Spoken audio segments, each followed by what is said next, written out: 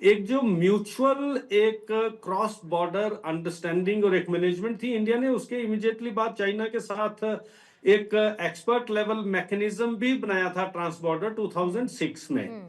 यही चीज आपके ब्रह्मपुत्रा के मामले में है, वहां पे इंडिया ने एक अग्रीमेंट चाइना के साथ किया था। और ये जो we are into hydropolitics competition in South Asia, ये बहुत लॉन्ग टर्म में ये दिक्कत करने वाला है, क्योंकि तिब्बत जो है it's a table of water. सारी रिवर्स इसी प्लेट्यू से फ्लो करती हैं, बोथ साइड फ्लो करती हैं। और ये जो अभी एपिसोड हुई है, इसमें नेपाल के साथ साथ वो जो चाइन तिब्बत की टेरिटरी है, जो चाइना की काउंटी है, वहां पे भी कैजुअलिटीज हुई हैं। 200-300 आदमी वहां पे भी गायब हैं। और ज्यादा चिंता की बात है कि मानसरोवर में हमारे जो तीर्थयात्री थे, उनका नंबर अभी भी क्लियर नहीं है। 200 प्लस बोल रहे हैं, जो कि अनइन्फॉर्म्ड है। That has to be seen. जो असल बात है, मैं यहाँ पे रखना चाह रहा हूं कि ये चीजें they will keep on recurring occurring in this Himalayan zone. ये कॉमन हो गई है, क्योंकि क्लाइमेट को छेड़ दिया गया है, ग्लोबल वार्मिंग हो गई है। और पिछले जितने भी आपके कॉप 29, कॉप 30, ये जो आपके बाकू में हुआ, उसके बाद ब्राजील में हुआ, ये सारे they have failed to control the things. Donald Trump ने यूनिलेटरली 66 आपके ग्लोबल एजेंसीज से, जो रिस्पॉन्सिबल एजेंसीज थी, उनसे विड्रॉ कर लिया।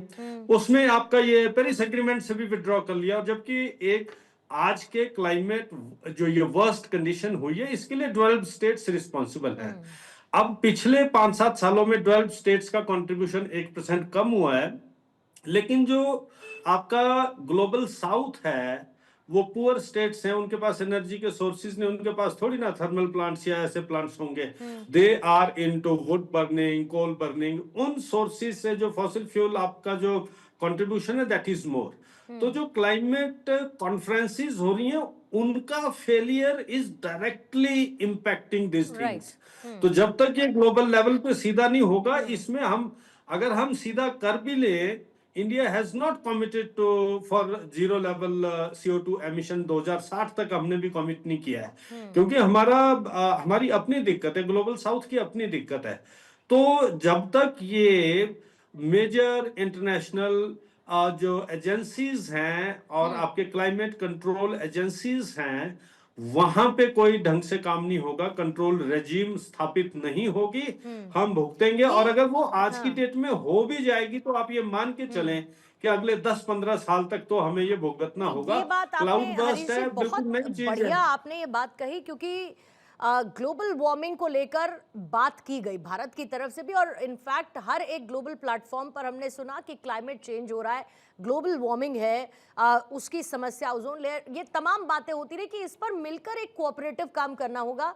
लेकिन वो सीरियसनेस, वो गंभीरता दिखी नहीं है, ये बात सच है। और अगर इस पर समय रहते काम नहीं किया और जिस स्तर पर करना चाहिए नहीं किया, तो ये बड़ा भयावह रूप ले सकता है। ये समस्या की बात तो है। लेकिन डॉक्टर सुशील कुमार, एक और इम्पॉर्टेंट बात यह है कि जो पूरा का पूरा हिमालय है, उसकी जियोलॉजिकल फ्रेजिलिटी इस वक्त जो देखने को मिल रही है, बहुत जगह पर खतरा बड़ा है। लेकिन ये क्यों है, गंभीरता क्यों नहीं है?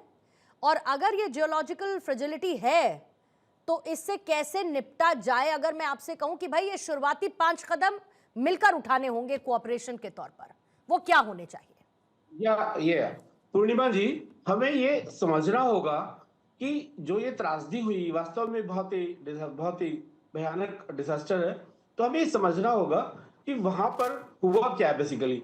ये एक्चुअली में ग्लोबल वार्मिंग तो ठीक है अपनी जगह, लेकिन इसमें क्या हुआ कि एक बहुत बड़ा ग्लेशियर जो बहुत ही हाइट पर था, 5200 मीटर की हाइट पर से कोई ग्लेशियर नीचे एक रिवर में लिहिंडा नाम की रिवर जो चाइना और नेपाल के बीच में है, उसमें गिरा और वहां ब्लॉक हो गया। वो रिवर ब्लॉक हो गई।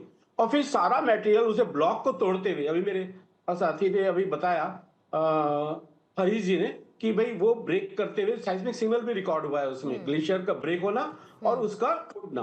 तो ये जो घटना हुई है वहां पर, और फिर इतना फ्लो उसका 140 की स्पीड से वो नीचे आया।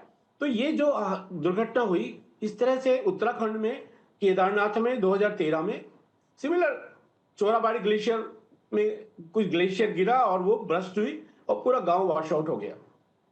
तो Wadia institute of Himalayan geology ने इस तरह की बहुत ग्लेशियर्स को आइडेंटिफाई किया, ग्लेशियर लेक को आइडेंटिफाई किया है।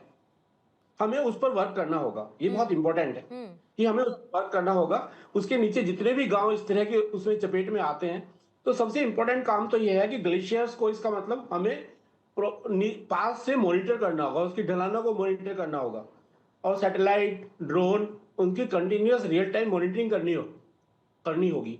और जो भी विलेज इन रिवर्स के पास में, क्योंकि यहाँ 2 रिवर नहीं तो सुशील जी, हो नहीं रहा है क्या? आज तो हम टेक्नोलॉजिकल एडवांसमेंट्स की बात करते हैं, हम आर्टिफिशियल इंटेलिजेंस की बात करते हैं, हम डेटा कोऑपरेशन की बात करते हैं, हम अर्ली वार्निंग्स की बात करते हैं, तो ये है नहीं क्या? मेरा कहने का मतलब ये है। ये अभी पूर्णिमा जी, मैं तो ये कहूंगा कि वो अभी जो रियल टाइम मॉनिटरिंग प्रैक्टिकल रूप में, नहीं तो ये सारे डिजास्टर्स जो है, इन पर हम मॉनिटरिंग करना बहुत जरूरी है इस समय।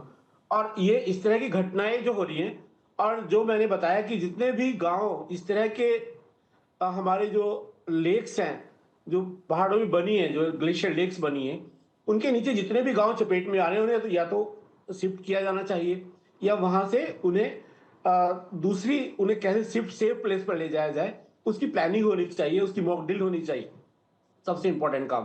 और दूसरा ये भी बहुत इंपॉर्टेंट है कि जितने भी डैम बन रहे हैं, हाइड्रो पावर प्लांट बन रहे हैं, उन सबके में जितना ये इस तरह का रिस्क है कि पहाड़ से ग्लेशियर यदि ब्रेक होता है तो उसे ब्रेक कर सकता है, जैसे श्रीगंगा में तो यही हुआ जोशीमठ के साइड में, कि वो ब्रेक, और उसने ये डिसास्टर किया। तो ये सब कदम उठाने बहुत जरूरी है इस समय, और तभी हम इनसे, चूंकि प्राकृतिक आपदा इतनी तेज स्पीड मटेरियल आएगा, डेब्रिज तो उसे स्टॉप नहीं कर सकता है कोई भी, तो उसे इस तरह से हमें मॉनिटर।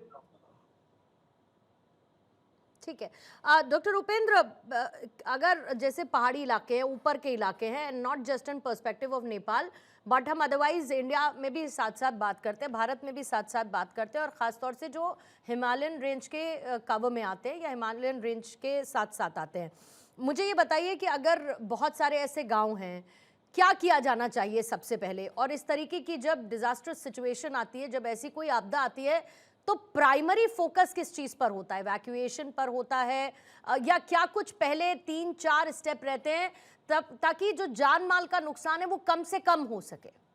और या साथ साथ चैलेंजेस कौन से फेस होते हैं, ये भी बहुत इंपॉर्टेंट है समझना। जी पूर्णिमा जी नमस्कार। सबसे पहले तो इस घटना के जो कारण हैं अभी तक सभी ने बताए, उसमें मैं ऐड करना चाहूँगा कारणों में, उसके बाद आपके आंसर पे आता हूँ। जो सबने बात की ग्लोबल वार्मिंग की, क्लाइमेट चेंज की, इसमें एक फैक्टर सबसे ज़्यादा इम्पोर्टेंट है, जो मिनिमम टेम्परेचर है। हम 2 टेम्परेचर देखते हैं, मिनिमम एंड मैक्सिमम। जो मिनिमम टेम्परेचर है उसका आप अगर लास्ट 30-40 ईयर्स का ट्रेंड देखेंगे तो वो इंक्रीज हुआ है। तो जो मिनिमम टेम्परेचर है वो हमारी जो परमाफ्रॉस्ट लेयर है, आपने देखा होगा ऋषिगंगा में जो कुछ भी हुआ, इसके अलावा और भी घटनाएं हुई, चूंकि उसमें जान माल का नुकसान नहीं हुआ तो वो घटना हमारे लिए इम्पोर्टेंट नहीं होती। हमारे लिए इम्पोर्टेंट तब हो जाती हैं जब व्यक्ति की मृत्यु होती है और मैन मेड जो भी इंफ्रास्ट्रक्चर है उसका नुकसान होता है।